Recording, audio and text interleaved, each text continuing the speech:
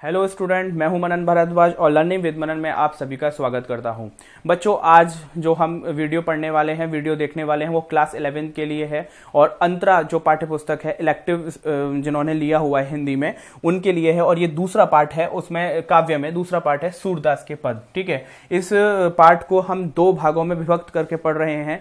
सूरदास के विषय में पहले जानेंगे और सूरदास से संबंधित जो शब्द आपके पाठ्य पुस्तक की जो इंट्रोडक्शन पार्ट में दिए थे कि सूरदास के विषय में, तो वहीं से मैंने शब्दों को लिया है और उन शब्दों को एक्सप्लेन करने का प्रयास किया है, जैसे पुष्टि मार्गी संप्रदाय और अष्टछाप। ठीक है, ये बहुत जरूरी है मेरे अनुसार कि आपको यह भी जानना चाहिए सिर्फ, और इसकी वजह से, इसको जानने की वजह से आपको जो आगे आने वाले जो सूरदास के जो पद हैं, हम जो दूसरा पढ़ेंगे, वो बहुत क्लियरिटी के साथ आपको वो बहुत समझ में आएंगे। उनमें इस तरह की बात किस आधार पर की गई है यह भी आपको समझ में आएगा। तो ठीक है, मैं बिना समय खराब किए मैं स्टार्ट करता हूं। जन्म 1478, रुनकता या सीही। ठीक है, रुनकता आगरा के पास स्थान एक माना गया है उत्तर प्रदेश में, और सीही दिल्ली के पास माना गया। माने इनमें विवाद है, लोगों में विवाद है कि इनका जो जन्म स्थान है वो विवादास्पद है, तो इसीलिए कुछ लोग रुनकता मानते हैं, कुछ लोग सीही मानते हैं। ठीक है, इसमें सबसे ज्यादा जो माना जाता है वो सीही ज्यादा माना जाता है।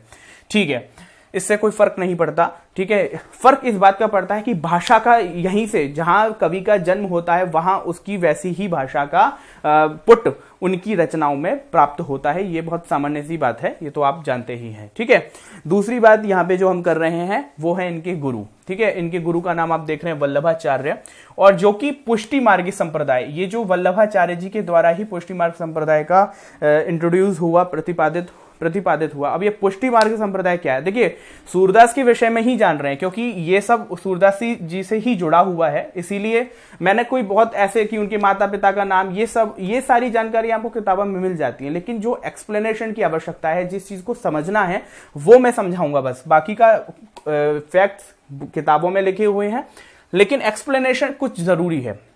देखिए, सबसे पहले यहां पे क्या है कि पुष्टि मार्गी संप्रदाय, वल्लभाचार्य जी जो हैं वो पुष्टि मार्गी संप्रदाय के इंट्रोड्यूसर हैं। ये मैंने अभी जस्ट आपको बताया और ये चीज है। ठीक है, अब पुष्टि मार्ग संप्रदाय क्या है? पुष्टि मार्ग संप्रदाय में कुछ पॉइंट्स हैं जिसको मैं एक्सप्लेन करके बता रहा हूं कि भगवान के स्वरूप के दर्शन की अभिलाषा। ठीक है, पुष्टि मार्ग, देखिए सभी के अपने अपने ये जो संप्रदाय हैं, ये जो पंथ हैं, संप्रदाय शब्द आपने सुना ही होगा, इसलिए क्या है, ये भगवान को, ईश्वर को प्राप्त करने के अपने अपने तरीके हैं, अपने अपने मार्ग हैं। जैसे आपने सुना, शैव सुना होगा, शैव मीन्स जो शिव को मानते हैं। ठीक है, वैष्णव जो विष्णु को मानते हैं, जो कृष्ण को मानते हैं, तो ये वैष्णव संप्रदाय का ही पुष्टि मार्ग संप्रदाय है, उसी के निहित है। और यहां पर क्या मुख्य बात होती है कि भगवान के स्वरूप के दर्शन की अभिलाषा, जो मतलब इन संप्रदाय के जो ऋषि मुनि होते हैं, इन संप्रदाय के जो साधु सन्यासी होते हैं, वह केवल भगवान के स्वरूप के दर्शन की अभिलाषा रखते हैं, और कोई मतलब ऐसा नहीं कि जैसे मान लीजिए कि मैं अगर भाई मैं तो बहुत क्लियर बोलूंगा कि जैसे मैं अगर मंदिर जाता हूं तो मेरे अंदर मेरी जो मेटलिस्टिक जो नीड्स हैं, मैं भगवान से उनके बारे में भी कह देता हूं कि हे भगवान मुझे ये मिल जाए, हे भगवान मुझे वो मिल जाए। अधिकांश लोग करते हैं, जो नहीं करते बहुत अच्छी बात है। तो ये जो इस चीज के एक्सप्लेनेशन की व्याख्या अगर मैं आगे बढ़ूं तो यही चीज है कि ये लोग क्या करते हैं, पुष्टि मार्गी संप्रदाय की जो साधु सन्यासी कवि लेखक जो होंगे, वो भगवान के स्वरूप के दर्शन की अभिलाषा की ही बात करते हैं कि केवल भगवान का दर्शन ही सर्वप्रथम है और वही सर्वश्रेष्ठ है, वही सब कुछ है। ठीक है, दूसरा पॉइंट है भगवान का अनुग्रह ही पोषण है। पुष्टि है माने अनुग्रह, माने होता है कृपा। भगवान की कृपा ही सबसे उचित वो है, मतलब उसी से पोषण होगा, पोषण माने उसी से जीवन चलेगा, उसी से हमें पुष्टि प्राप्त होगी। यही पुष्टि शब्द यहाँ पे पुष्टि संप्रदाय के लिए प्रयोग किया जा रहा है। ठीक है, दूसरा पॉइंट देखेंगे, भक्ति को प्रेमा भक्ति और माधुर्य भक्ति कहा। ठीक है, अब भक्ति को प्रेमा भक्ति का तात्पर्य मतलब भक्ति तो आप समझ ही रहे हैं, मतलब ईश्वर के प्रति जो प्रेम है, ईश्वर के प्रति जो सेवा का भाव है, वही भक्ति है। ठीक है, अब इसको प्रेमा भक्ति माने ईश्वर के प्रति जो प्रेम है, माने वही असली भक्ति है, ऐसा पुष्टि मार्ग के संप्रदाय के लोगों का मानना है, और ये सत्य भी है। और माधुर्य भक्ति मैंने आपको बताया, माधुर्य भक्ति मतलब जब ईश्वर की सौंदर्यता का वर्णन, ईश्वर के माधुर्य का वर्णन, ईश्वर की प्रेम की व्याख्या। ठीक है, यही माधुर्य भक्ति है। ठीक है, और जो इंपॉर्टेंट है पुष्टि मार्ग संप्रदाय में, जिस संप्रदाय से सूरदास जी का मतलब संबंध है, तो ये है कृष्ण पर केंद्रित होती है। इसमें जो भी आपको रचनाएं प्राप्त होंगी, इसमें जो भी संकीर्तन प्राप्त होंगे, इसमें जो गीत प्राप्त होंगे, इसमें जो काव्य प्राप्त होंगे, वो कृष्ण पर आधारित ही होते हैं। ठीक है ना। तो ये बहुत क्लियरिटी के साथ पता होना चाहिए कि पुष्टि मार्ग संप्रदाय के बारे में हम जो बात कर रहे हैं। और जो तीसरा जो इंपॉर्टेंट पॉइंट है, भक्ति के 3 चरण हैं। ये इनके हिसाब से जो है वो भक्ति के 3 चरण हैं।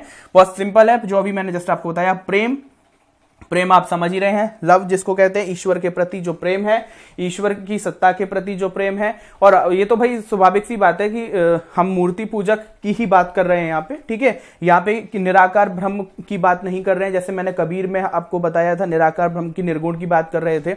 लेकिन ये सगुण भी, ये सगुण तो है, माने साकार है, लेकिन उसमें भी केवल सिर्फ भगवान के दर्शन ही इनका जो मुख्य ध्येय होता है, वही उनका मुख्य ध्येय है। तब वहां पर जो प्रेम, इनकी भक्ति के 3 चरण में पहला प्रेम है और दूसरा आसक्ति, माने प्रेम से ही जो उत्पन्न होगा वही आसक्ति होगी। मान लीजिए कि हम किसी से प्रेम करते हैं तो हमारे अंदर एक लगाव पैदा होगा। ठीक है, तो वही लगाव जो है वो आसक्ति कहलाती है। और ये लगाव जो भगवान के प्रति जो आसक्ति है, वही जो मतलब इसका भक्ति के 3 चरणों में से एक दूसरा है। और तीसरा है व्यसन।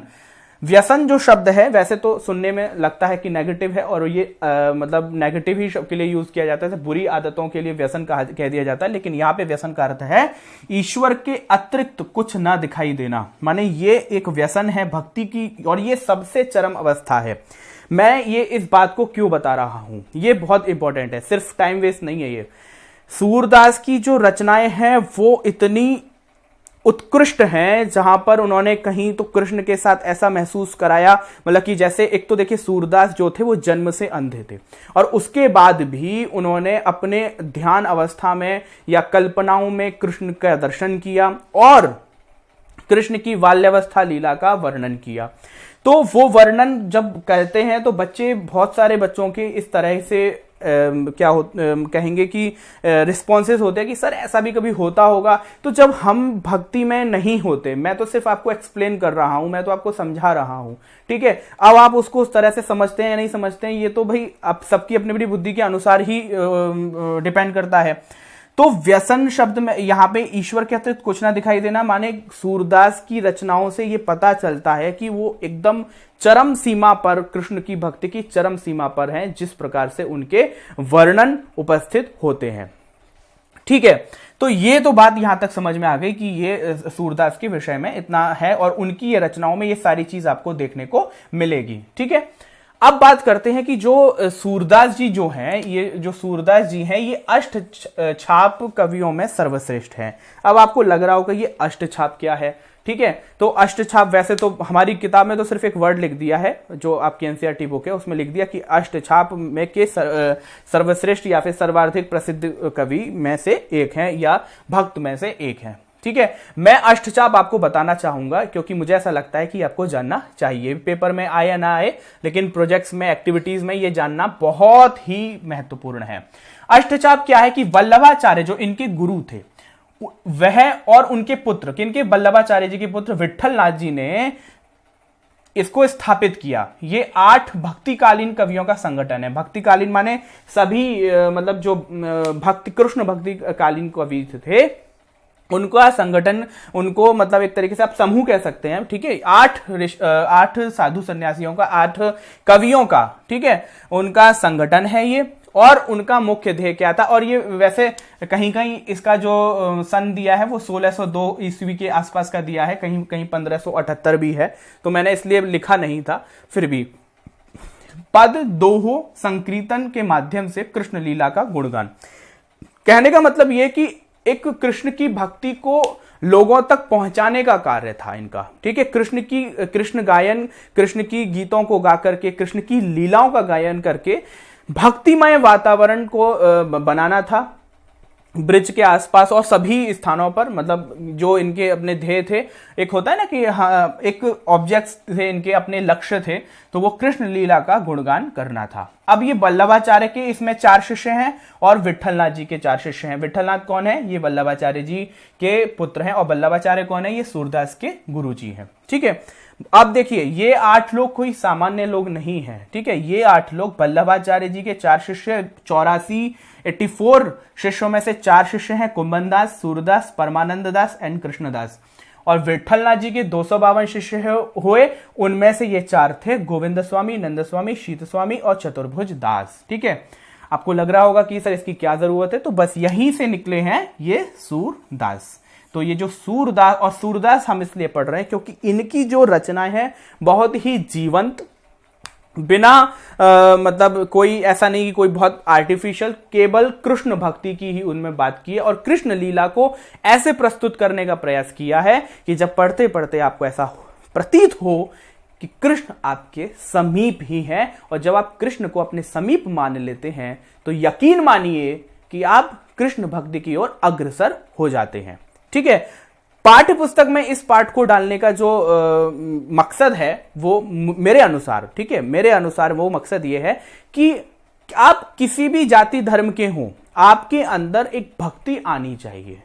अब ईश्वर कोई भी हो सकते हैं, आपके भगवान कोई भी हो सकते हैं, इसके बारे में तो मैंने आपको सबसे पहले बताया। संप्रदाय माने जो ये सब अलग अलग जो धर्म है, अलग अलग जो है, जाति नहीं, अलग अलग जो धर्म है, वो ईश्वर को प्राप्त करने के अपने अलग अलग रास्ते हैं, मार्ग हैं, ठीक है।